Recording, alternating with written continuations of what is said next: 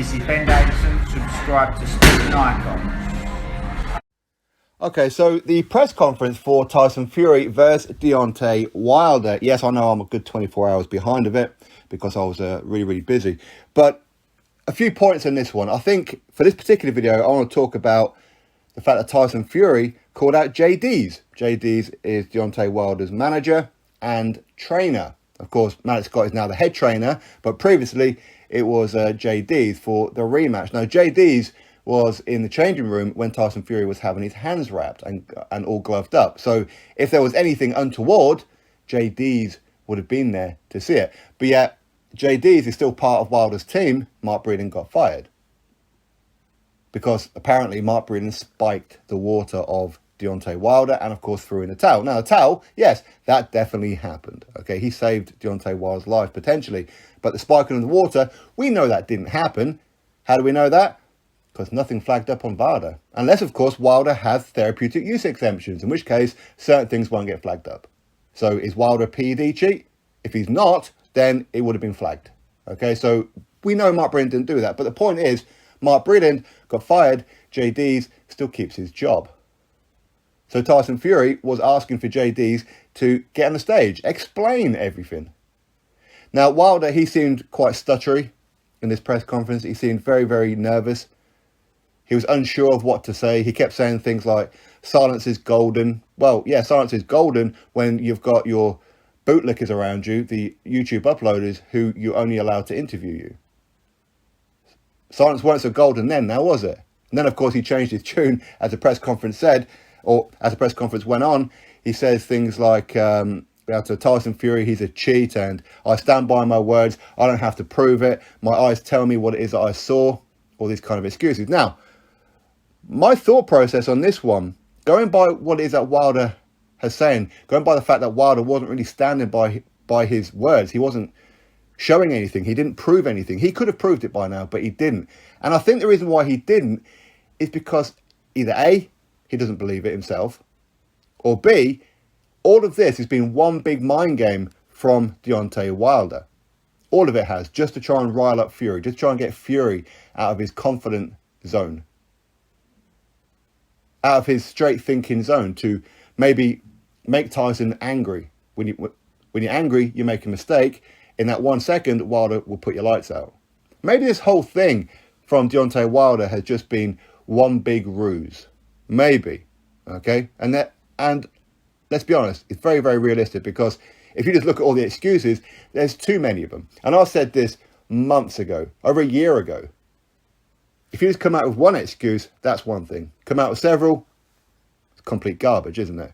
Okay, but the fact that he's come out with several, well, firstly, it keeps people talking about him, but also it's going to make people go, man, this guy's absolutely lunatic. He's an absolute lunatic. And maybe people want to watch the fight for a couple of reasons. Number one, just to see Wilder get his head smashed in again. Number two, just to see how Tyson Fury reacts. But I think more important than anything else, it could just be a psychological warfare. That Wilder knows none of this is true. And he's got his rotten fan base to partake in some of this. Because again, they're not very intelligent people. Okay, that's the truth of it, they're not. Go watch their videos and tell me that they are. Okay, they're not intelligent people. They're all and ahhing. Okay, that's what they do. But when it comes to this particular fight, well, what's the role of JD's? How come he's still part of the team? So if Wilder truly believed it, there's no way JD's will be part of the team. I know JD's has been there since day one. Okay, but JD's would not be part of the team. That's what makes me think that Deontay Wilder doesn't believe in any of it. That he made it all up. He's seen that some of these YouTubers who were in damage control and just couldn't accept that Deontay Wilder lost and has got absolutely battered on Black History Month, that's how they come out with. They were coming out with stupid things like the floppy gloves and all this kind of stuff. Wilder went, you know what? These people are as crazy as a box of frogs. They are dumb as rocks. You know what? I'm going to participate in it because I know they're going to buy into it. I know they're going to perpetuate this. I know it ain't true, but it's going to annoy someone like a Tyson Fury. It's going to annoy him. Maybe put him off his game plan. And who knows, maybe it works. Maybe this is a very clever move from Wilder. Maybe. Although I wouldn't have thought that Wilder would have come up with it himself. because he's not exactly the brightest spark around, is he?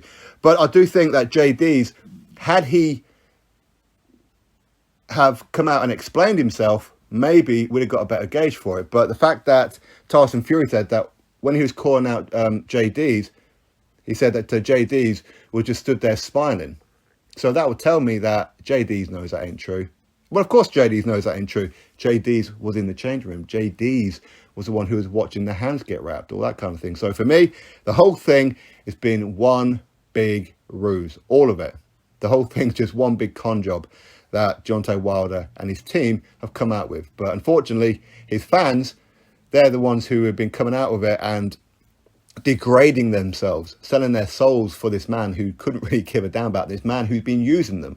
But in the end, when Wilder, after this fight, no matter how this fight goes, I'm pretty sure Wilder will come out and say, yeah, okay, none of it was true. I was just playing psychological warfare with Fury. And these same fans who've been petuating go, oh, see, Wilder, look at this intelligent guy. See, we all knew that. We all had him.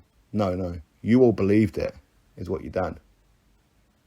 But JD's, I mean, we know that he hasn't really been part of Wilder's camp too much for this fight. Mallet Scott has been leading the charge. But again, JD's, if you look at his history, who's he really trained anyway? Was he ever really a good trainer? I mean, I think he's done okay to bring a one-trick pony to a world title, of course. But, I mean, what's the role of JD's now? He's still co-manager along with Shelley Finkel, and he's still co-trainer, even though we're all led to believe he hasn't really done too much training. I mean, maybe he's just been arranging the sparring, maybe. Don't know, but either way, that's my thoughts. You drop me yours. Click thumbs up, subscribe. Catch you all in the next video.